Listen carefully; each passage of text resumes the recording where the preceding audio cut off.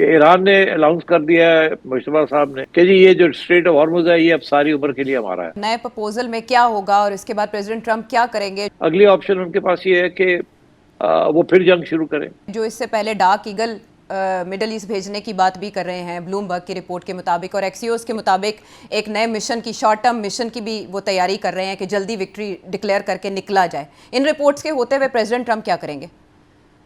देखिए इस वक्त चार पांच या तीन चार ऑप्शंस हैं प्रेसिडेंट ट्रंप के पास। तो उन सब ऑप्शंस को देख लेते हैं और फिर वी कैन डिसाइड कि ये करेगा क्या, एक प्रिडिक्शन भी कर सकते हैं। एक ऑप्शन तो ये है, जैसे आपने कहा, कि किसी न किस तरीके से वो निकलना चाहते हैं और ये भी दिखाना चाहते हैं कि हम जीत के निकले। अच्छा, वो कैसे होगा? वो ये होगा कि अगर ईरान अग्री कर जाता है कि स्ट्रेट ऑफ हॉर्मुज जो है वो इंटरनेशनल वाटरवे है, तो फिर डोनाल्ड ट्रंप एक छोटी मोटी बमबारी करके ईरान को यहाँ तक ला के और छोड़ के जा सकते हैं कि ठीक है, हमने ये तय कर लिया है कि हम तो जीत ही गए हैं, हमने उनका न्यूक्लियर प्रोग्राम तो खत्म कर ही दिया है, जो कि पीट हेक्सेथ और ये सारा वक्त कहते रहते हैं, हमने ओब्लेटरेट कर दिया, डिस्ट्रॉय कर दिया, वगैरह वगैरह। और ये कह के और हमने वो वाटरवे जो है वो खुलवा दिया है और हम जा रहे हैं। तो एक तो ये ऑप्शन है। मैं समझता हूँ ये कोई इतनी जबरदस्त ऑप्शन नहीं है। उसकी वजह यह है कि इसके साथ लोग ये कहेंगे कि तो आपने फिर जंग क्यों की? आपने जंग करके आपने कहा कि उसका ये आपने कर दिया, ओब्लिटरेट कर दिया, खत्म कर दिया, मगर आपने तो अपने चार मकासद बताए थे, चार ऑब्जेक्टिव्स बताए थे, चार गोल्स बताए। तो चार गोल्स में से तो आपने कौन सा गोल अचीव किया? आपने कहा था न्यूक्लियर प्रोग्राम खत्म कर देंगे, चले आप समझे कि हमने आपने न्यूक्लियर प्रोग्राम खत्म कर दिया, मगर आपने कहा था उनका मिसाइल प्रोग्राम भी खत्म कर देंगे। आपने कहा था उनके असासे जो है हिजबुल्लाह, हूथीस और हमास, ये भी खत्म कर देंगे, वो भी नहीं खत्म हुआ। आपने कहा था कि स्ट्रेट ऑफ हॉर्मुज जो है वो हम ब्लॉकेड करके रखेंगे और सबके लिए खोल के रखेंगे, मगर ईरान तो मान नहीं रहा है। तो बात फिर क्या होगी? तो I think my own senses के मेरा नहीं ख्याल वो इस तरफ जाएंगे। अच्छा, अगला ऑप्शन क्या है उनके पास? अगली ऑप्शन उनके पास ये है कि वो फिर जंग शुरू करें और जंग के बाद फिर एक न्यू राउंड ऑफ नेगोशिएशन हो जिसके ऊपर न्यूक्लियर की भी कोई बात हो। अब न्यूक्लियर जो इश्यू है ना, वो इसलिए अभी जो पीट हेक्सेथ वगैरह जो बातें कर रहे हैं वो यही कह रहे हैं कि ईरान ने ये कहा है कि हाँ ठीक है हम नहीं बनाते, मगर उन्होंने ये भी ऐलान किया है कि न्यूक्लियर मटीरियल जो है, इनरिच्ड यूरेनियम जो है वो ईरान में ही रहेगा। आप खुद कहते हैं अमेरिका के, जी हमने तो इतनी बमबारी की है कि वो दब गया है, वो तो जमीन के अंदर ही घुस गया है, वहां तो निकालना ही बड़ा मुश्किल है और हम मॉनिटर कर रहे हैं, तो फिर फायदा, प्रॉब्लम क्या है? मगर और ईरान का ये मौक़िफ़ है, तो मगर ये अभी तक कह रहे हैं कि नहीं, हमारे हवाले करें। अच्छा, तो क्या हो ये ऐन मुमकिन है कि फिर ईरान को एक कॉम्प्रोमाइज की तरफ आए जिसमें वो ये कहे कि ठीक है, हम स्ट्रेट ऑफ हॉर्मुज जो है वो तो हमारा है, वो इंटरनेशनल वाटरवे नहीं है, मगर न्यूक्लियर के ऊपर हम एक थर्ड कंट्री को, फॉर एग्जांपल रूस को हम दे देते हैं और हम आपके साथ एक अमेंडेड अग्रीमेंट भी कर लेते हैं जो कि बेहतर होगी वो पुरानी जेसीपीओ के से, ठीक है, जॉइंट कमीशन वो जो तो शायद ये एक ऑप्शन भी है।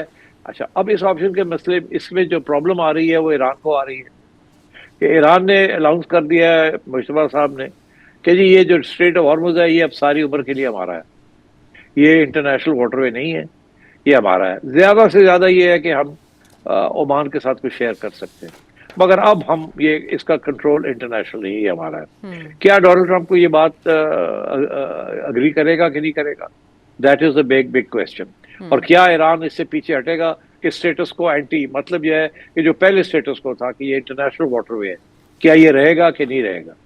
अच्छा, तो अगर ऐसी सूरत हाल है तो फिर ईरान वापस मांगेगा कोई ना कोई गारंटी। जैसे मैंने कहा कि डोनाल्ड ट्रंप से कि आप वापस नहीं आएंगे लड़ने के लिए, आप फिर नहीं हमारे पे हमारी करेंगे, फिर ये नहीं करेंगे, क्योंकि आपने तो एक दफा नहीं 3 दफा अपने वायदा करके तोड़ा है और एक अग्रीमेंट चल रही थी जिसके तहत हम कोई इन्वेस्टमेंट नहीं कर रहे थे, आपने वो भी इन्वेस्टमेंट जो है वो भी अग्रीमेंट तोड़ दी, तो व्हाट इज द गारंटी? तो इस किस्म के इश्यूज चल रहे हैं। तो मेरा ख्याल है कि डोनाल्ड ट्रंप निकलना चाहते हैं और मेरा अपना ख्याल है कि ईरान भी निकलना चाहता है।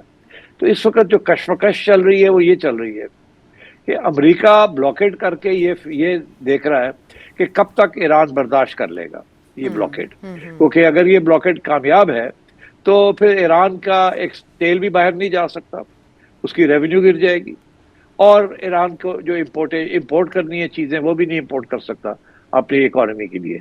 तो इसके ऊपर ईरान के ऊपर बड़ा सख्त प्रेशर पड़ेगा और किसी न किसी वक्त वो घुटने टेक देगा।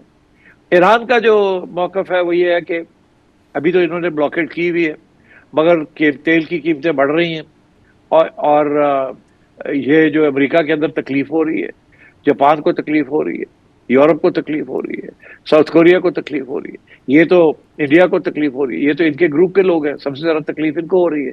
तो हम अपना प्रेशर रखते हैं, मगर देखते हैं कि ये लोग जो हैं ये सारे डोनाल्ड ट्रंप के ऊपर क्या प्रेशर डालते हैं कि यार बस कर ब्लॉकेड और खोलो ये सारा कुछ, और जो ईरान कहता है हम 4 पैसे देने के लिए भी तैयार है।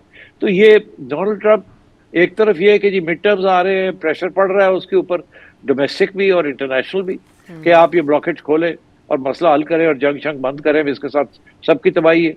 और दूसरे ईरान पे कब तक ईरान जो है वो बर्दाश्त कर लेगा ये जो ब्लॉकेड है अमेरिका ने की हुई है। तो ये कशमकश चल रही है इस वक्त। मेरा अपना ख्याल है कि ये न्यूक्लियर इशू जो है ये सॉल्व हो जाएगा। मेरा ख्याल है कि ये जो ब्लॉकेड वाला इशू है इसके ऊपर भी कोई ना कोई बात हो सकती है कि इतने साल के लिए ऐसे कर दिया जाए और इतने साल के बाद ऐसे कर दिया जाए, या अगर किसी ने मुआहदा जो भी मुआहदा होता है वो तोड़ा तो ईरान फिर ब्लॉकेट कर देगा, फिर सीज कर लेगा, कोई ना कोई सोल्यूशन निकालने की कोशिश की जाएगी। मगर ये इस वक्त जो जिस किस्म की जिन्होंने कहते ना हाथों पाई हुई, वो कहता है तुम पीछे हटो, वो कहता है तुम पीछे हटो, वो कहता है मैं पीछे हटा तो मैं उड़ जाऊंगा, वो कहते हैं हम पीछे हटे तो हम उड़ जाएंगे। तो इस किस्म की सिचुएशन चल रही है।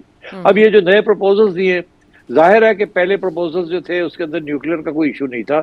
ईरान ने अनाउंस किया था कि न्यूक्लियर इज नॉन नेगोशिएबल, मगर बात यह है कि इससे पहले वो जो पहले जिनीवा में जो बातचीत हुई थी वहां तो न्यूक्लियर इशू के ऊपर सेटलमेंट हो गई थी। तो मेरा ख्याल है वहां से ईरान को पीछे हटना मुश्किल हो जाएगा उनके लिए, क्योंकि एक दफा एक चीज अग्री कर चुके थे, उसके बाद वो और बात है कि अमेरिका ने दगाबाजी कर दी, अमेरिका ने चाकू घोंप दिया, मगर ईरान को वहां वापस जाना पड़ेगा और वो यही होगा, किसी किस्म की बात होगी जो उस वक्त तय हुई थी। तो न्यूक्लियर इशू के ऊपर भी ईरान को कंसीड करना पड़ेगा जो पहले कंसीड कर चुके थे, और स्ट्रेट ऑफ हॉर्मुज के ऊपर अमेरिका को कंसीड करना पड़ेगा थोड़ा बहुत, और वो कैसे होगा we have to wait and see. मेरा ख्याल है कि अमेरिका को कंसल्ट करना पड़ेगा अपने जो गल्फ के पार्टनर्स हैं। अब गल्फ के पार्टनर्स तो नहीं चाहेंगे कि ईरान जो है वो मजबूत हो, वो तो नहीं चाहेंगे कि ईरान जो है वो ये टोल ले वहां से कोई। अच्छा, तो ये सिचुएशन चल रही है। आई थिंक अभी ये जंग खत्म होने को नहीं है। डोनाल्ड ट्रंप के पास अभी भी 6 माह है before the mid term elections, मगर दिन ब दिन ऑयल का प्रेशर और इन्फ्लेशन का और महंगाई का प्रेशर उसके ऊपर पड़ रहा है, अपने साथियों का प्रेशर उसके ऊपर पड़ रहा है, और साथ साथ ये भी पता चल रहा है कि ईरान की जो ब्लॉकेट की हुई है इन्होंने वो इतनी कामयाब नहीं है, क्योंकि कुछ ईरान के जहाज हैं जो कि क्वाइटली निकल रहे हैं वहां से, उनको रोकना इतना आसान नहीं है। इतनी ये एक दफा वो जब या तो होता ना कि